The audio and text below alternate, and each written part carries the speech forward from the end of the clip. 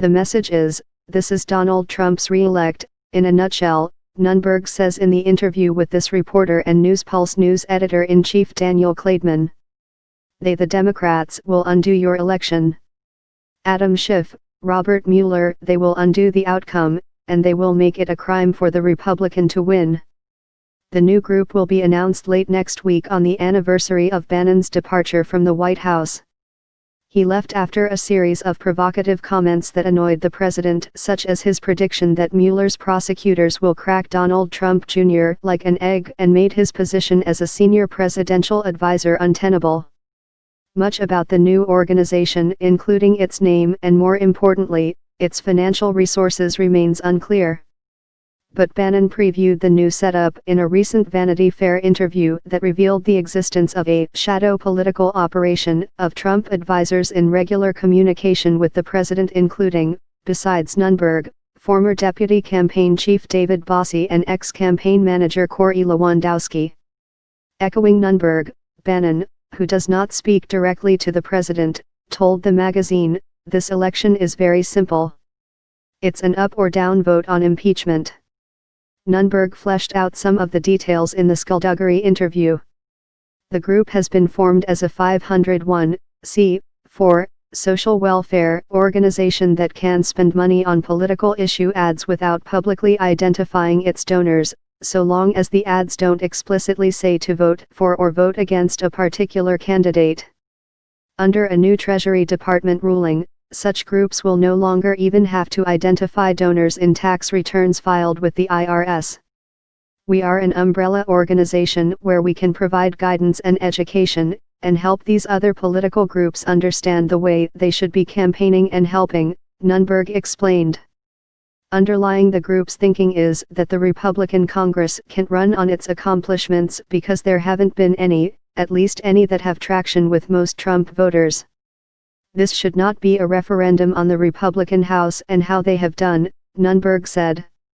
"This should not be a referendum on the Republican Senate because, trust me, if it is, they're going to lose. This is a referendum on Donald Trump."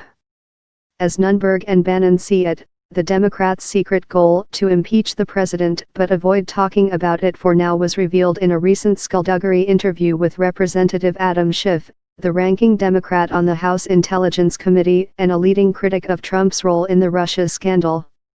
In the interview, Schiff expressed his reluctance to talk about impeachment, in part because of concerns that it would fire up Trump's supporters for the fall elections.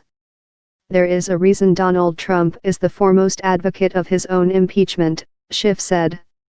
"And the reason is he knows it energizes his base." You can listen to the clip from Schiff's interview here. Nunberg's role in the new pro-Trump organization is especially ironic.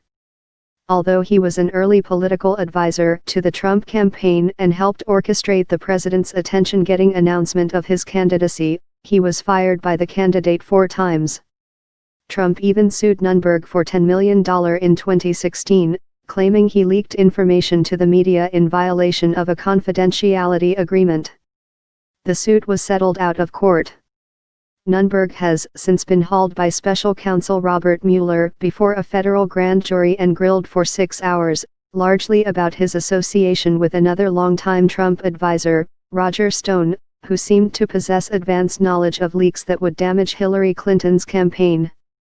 "He's going to get indicted," Nunberg predicted about Stone.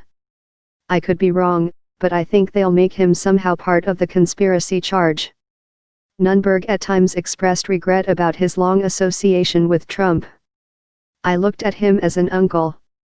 And he just threw me under the bus," he said about his on-again, off-again relationship with the Trump campaign and Trump's repeated firings.